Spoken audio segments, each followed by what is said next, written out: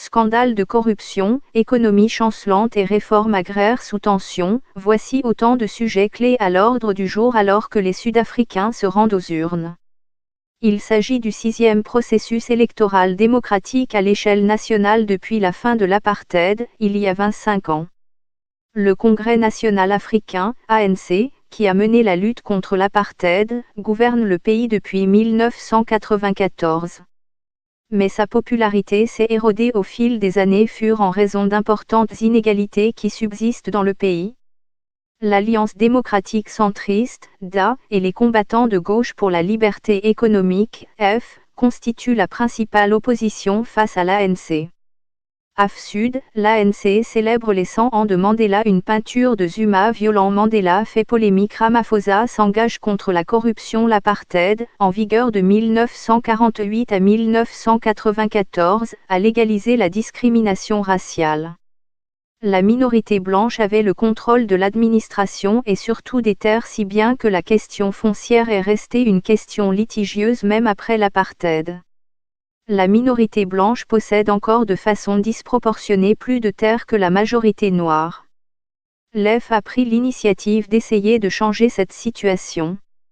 Andrew Harding, de la BBC, à Johannesburg, affirme que la position du parti a forcé l'ANC à envisager des mesures drastiques pour transférer plus de terres, plus rapidement aux Noirs, ce qui s'est traduit par un engagement à procéder à l'expropriation des terres sans compensation. Entre-temps, le principal parti d'opposition, le DA, déclare qu'il ne croit pas que la réforme agraire doit être menée d'une manière qui prive l'une des parties des terres au détriment de l'autre, et promet plutôt de donner la priorité à la réforme agraire dans le budget et de libérer les terres non utilisées du gouvernement.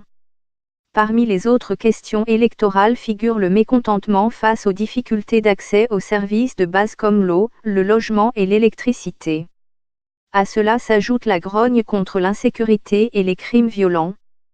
Plus de 26 millions de personnes se sont inscrites sur les listes électorales, mais des enquêtes locales indiquent que 6 millions de jeunes ne sont pas inscrits.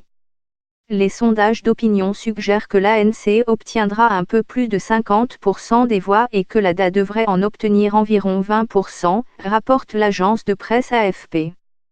Si le sondage s'avère vrai, cela signifierait une baisse de la part des voix de l'ANC. Il a obtenu 62% des voix en 2014. Outre la persistance des inégalités, on estime que l'échec de la lutte contre la corruption risque de porter préjudice à l'ANC le jour du vote. Le président Cyril Ramaphosa est arrivé au pouvoir l'année dernière en s'engageant à s'attaquer à ce problème. Mais pour certains, un vote en faveur de l'ANC avec M. Ramaphosa à la tête du parti est une approbation de l'héritage corrompu du parti.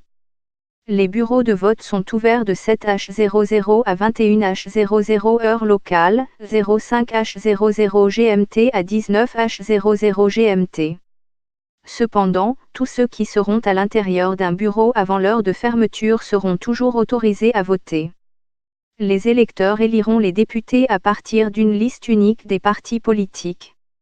Les députés procéderont ensuite à l'élection du président une fois que les parlementaires seront convoqués.